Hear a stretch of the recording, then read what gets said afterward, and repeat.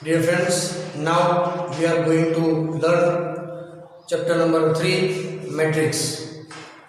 Previous lecture में matrix में के बारे में हम थोड़ी सी जानकारी हमने हासिल की। उसमें मैट्रिक्स का ऑर्डर क्या होता है, कंस्ट्रक्शन कैसा होता है, वो हम जान चुके। According to that video you should have to practice illustration number 1, 2, 3 and example number 1, 2, 3, 4, 5 of exercise 3.1. Now our next topic is types of matrices. First is column matrix. जैसे ही हम नाम सुनते हैं इसी तरह का कंस्ट्रक्शन है। Column matrix, a matrix said to be a column matrix if it has only one column। यहाँ पर कॉलम की बात हो रही है, कॉलम एक ही होनी चाहिए, रोज कितनी भी हो सकती है वो चल सकता है। फॉर एग्जाम्पल जनरल इक्वेशन क्या होगा, ए आई जे कॉलम एक रहेगी लेकिन रोज मैनी हो सकती है, इसे कहेंगे कॉलम मैट्रिक्स। फॉर एग्जाम्पल 1, 2, 4, √3 ये 4 रो वाला और एक ही कॉलम वाला मैट्रिक्स है, तो इसे हम कहते हैं column matrix. Number 2 row matrix.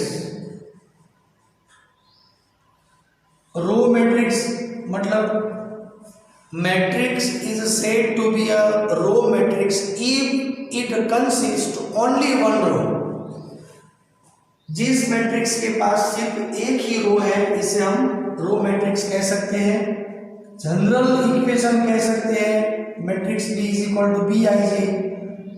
रो 1 हो सकती है, कॉलम्स चाहे कितने भी हो सकते हैं, एक हो सकते हैं और मेनी हो सकते हैं। For example matrix B is equal to 0, 2, -1/2, 3 whatever. Row एक ही है लेकिन यहाँ पर 4 कॉलम है। Third one is square matrix. A matrix said to be a square matrix if it has equal number of columns and rows। रो और column की quantity same होगी तो उस टाइप के मैट्रिक्स को हम कहेंगे square matrix. For example any matrix A is equal to A I J M cross N, ये तभी स्क्वायर मैट्रिक्स हो सकता है जब m और n दोनों सेम हो। तो हम इसे m क्रॉस n कह सकते हैं और n cross n type matrix कह सकते हैं। एक एग्जाम्पल ले लेते हैं 1, 2, 0, 1 ये है 2/2 स्क्वायर मैट्रिक्स और 1, 2, 3, 4, 5, 6, 0, 0, 1 ये होगा 3/3 square matrix. Fourth one is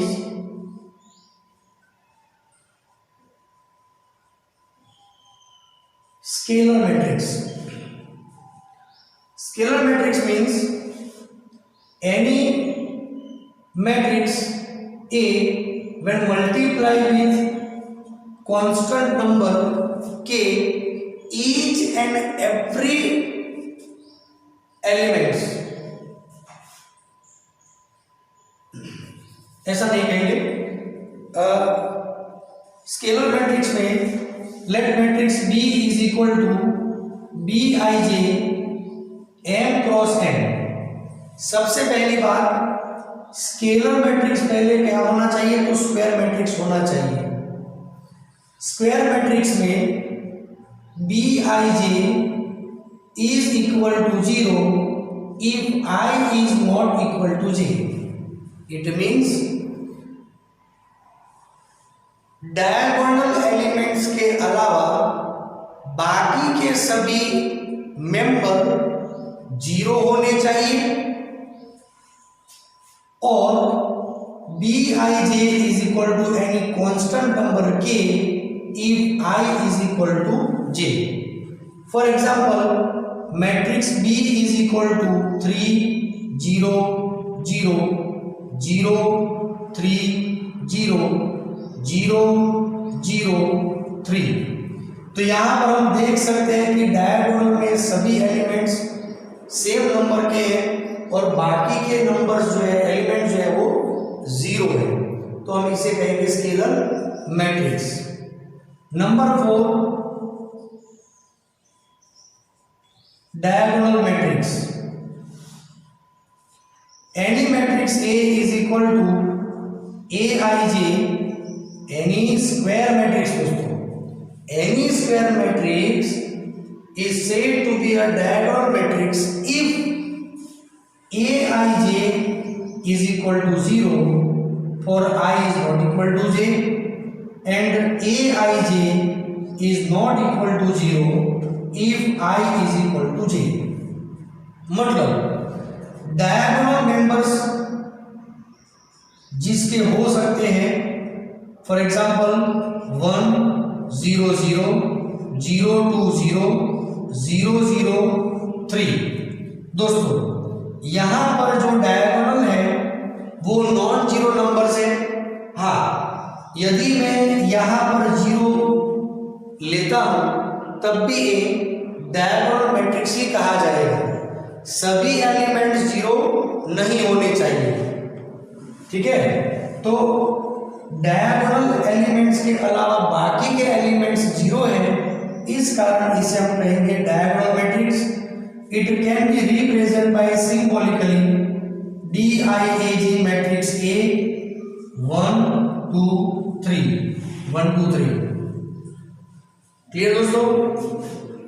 type number 6 जो है वो है यूनिट मैट्रिक्स.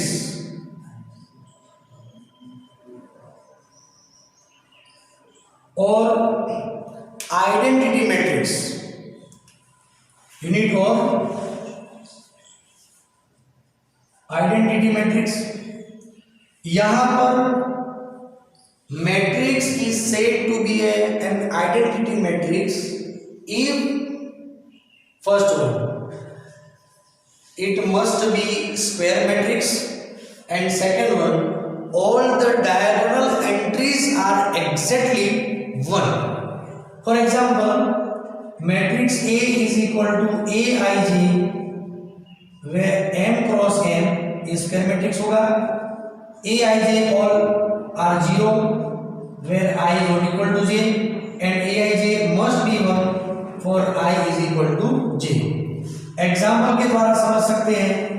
1 0 0 0 1 0 0 0 1, इसे हम I और I3 3/3 है तो I3 और सिंपल हम I कह सकते हैं. 2/2 मैट्रिक्स होगा तो हम कह सकते हैं 1 0 0 1, इसे हम कहेंगे I2 और सिंपली I. ये है यूनिट मैट्रिक्स. उसके बाद में है number 7 zero matrix.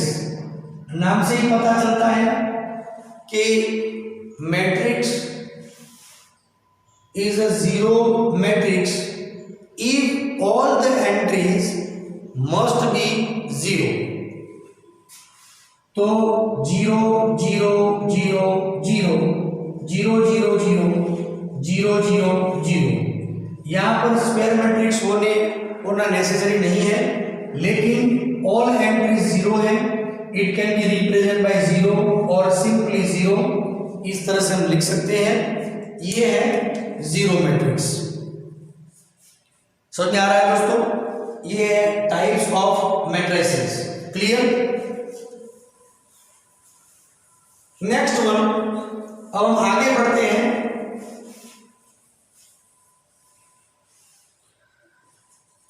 Equality of matrices.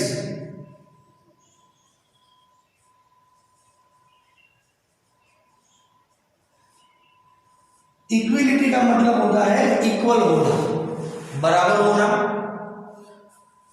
We have two matrices A Aij m cross n, matrix B Bij n cross n।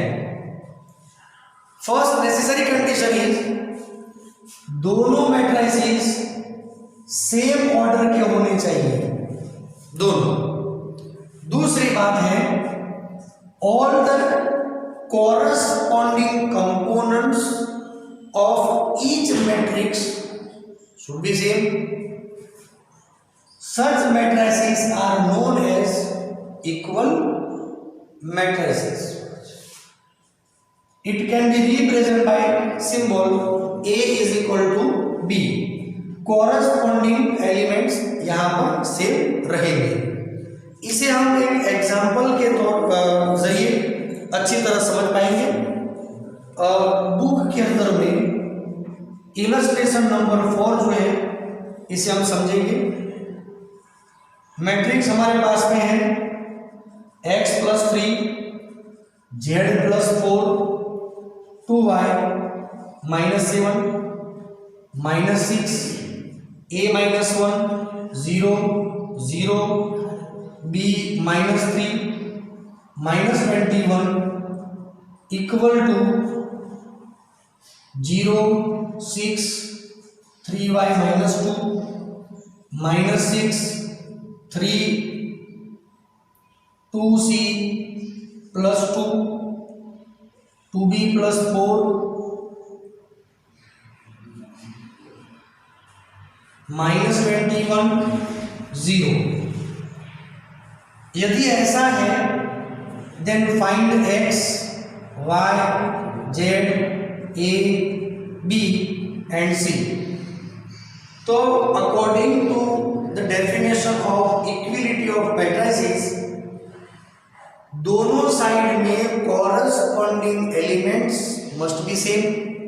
तो यहाँ पर देख सकते हैं हम पहला एलिमेंट जो है उसे हम कंपेयर करेंगे तो x+3 is equal to 0। From this equation we get x is equal to -3। z+4 is equal to 6, therefore we get z is equal to 6 - 4 which is 2। तो z हमें 2 मिलेगा। 2y -7 is equal to 3y -2 minus y is equal to 5, therefore y is equal to -5। ये तो सही है।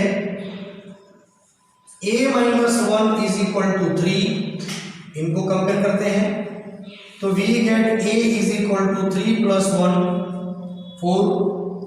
इन दोनों को compare करेंगे 0 is equal to 2c + 2, therefore -2c is equal to 2 and we get c is equal to 2 divided by -2 and we get -1।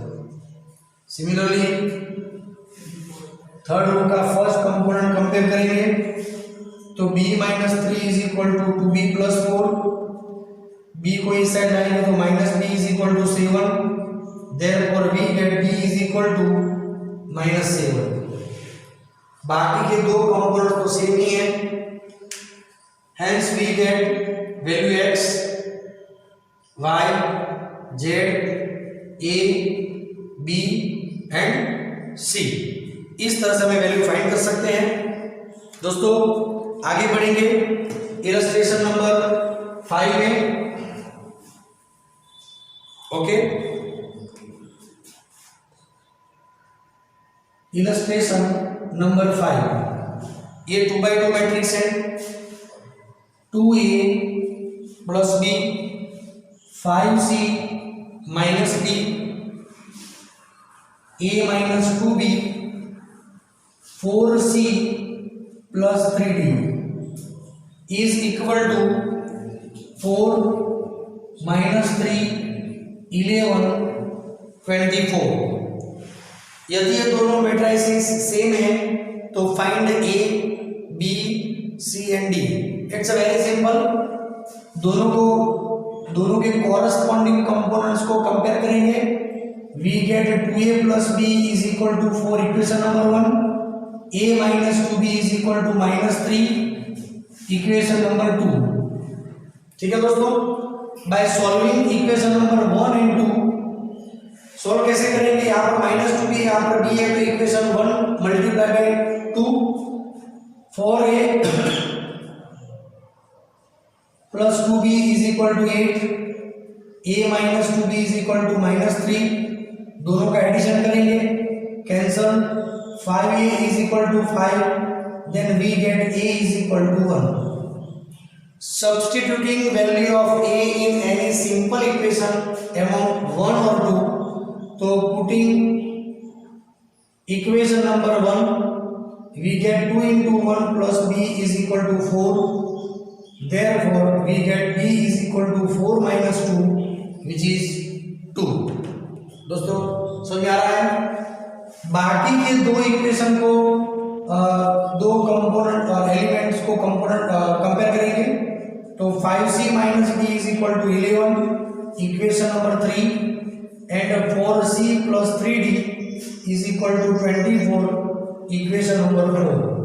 Solving equation number 3 and 4 by multiplying number 3 to the equation number 3, तो 15c minus 3d is equal to 33, 4c plus 3d is equal to 24, cancel, 19c is equal to 57, therefore c is equal to 3.